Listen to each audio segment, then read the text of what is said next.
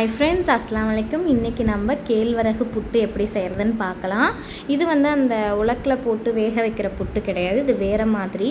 இந்த ராகி புட்டு ரொம்ப health benefit அதிகமாக இருக்குது, எல்லாருக்குமே தெரிஞ்சிருக்கும். அதை நம்ம இப்போ வீட்டில் எப்படி சிம்பிளாக செய்கிறதுன்னு பார்க்கலாம்.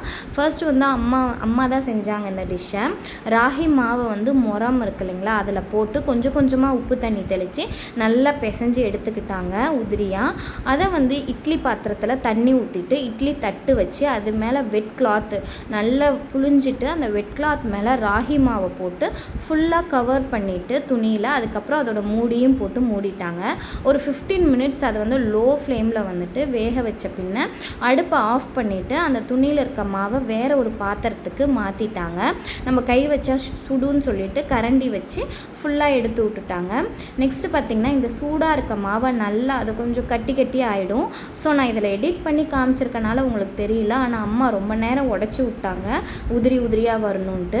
அதுக்கப்புறம் இதில் நல்லெண்ணெயை கொஞ்சம் கொஞ்சமாக ஊற்றி திருப்பி உதிரி உதிரியாக வரத்துக்கு உடச்சி விட்டு நல்லா மிக்ஸ் பண்ணி விட்டாங்க. நெக்ஸ்ட்டு இதில் உங்களுக்கு விருப்பமான நாட்டு சர்க்கரையும் சேர்த்திக்கலாம், இல்லை ஒயிட் சுகர் ஓகேனாலும் அதுவும் சேர்த்திக்கலாம். எங்களுக்கு ஒயிட் சுகர் பிடிக்குன்றனால நாங்கள் அந்த சர்க்கரையை சேர்த்திக்கிட்டோம். சர்க்கரையை கொஞ்சம் கொஞ்சமாக சேர்த்தி அதுவும் நல்லெண்ணெயும் இந்த மாவும் நல்லா பிறண்டு வர மாதிரி நம்ம மிக்ஸ் பண்ணிக்கிட்டே இருக்கணும்.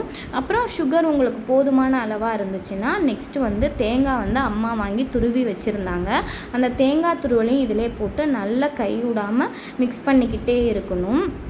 அந்த கெட்டிலாம் உடஞ்சி அந்த நல்லெண்ணெய், தேங்காய், சர்க்கரை, மாவு எல்லாம் ஈவனாக வர அளவுக்கு மிக்ஸ் பண்ணி விட்டு கையிலே அப்படியே கொழுக்கட்டை பிடிக்கிற மாதிரி பிடிச்சி கொடுப்பாங்க. இது ரொம்ப டேஸ்ட்டாக இருக்கும், நீங்களும் செஞ்சு பாருங்கள். அடுத்து அம்மா எனக்கு ரொம்ப பிடிச்ச இது கேழ்வரகு புட்டு அக்காவுக்கு ரொம்ப பிடிக்கும். எனக்கு பிடிச்ச மல்லிதான்னு நாங்கள் சொல்லுவோம். அது அரிசி மாவில் செய்கிறது. சேம் ப்ராசஸ் தான், அதனால தான் நான் வீடியோ எடுக்கலை. அதையும் முரத்தில் போட்டு நல்லா உப்பு தண்ணி தெளித்து நல்லா பிசைஞ்சு எடுத்துட்டு இதே மாதிரி வெட் கிளாத்தில் அதையும் ஃபுல் கவர் பண்ணி அரிசி மாவை வேக வச்சு எடுத்துட்டு அதையும் ஒரு பாத்திரத்தில் மாற்றி அதுக்கு நம்ம எக்ஸ்ட்ரா என்ன சேர்த்துறோம் அப்படின்னா சோம்பும் ஏலக்காயும் வறுத்து பொடி பண்ணி சேர்த்துறோம்.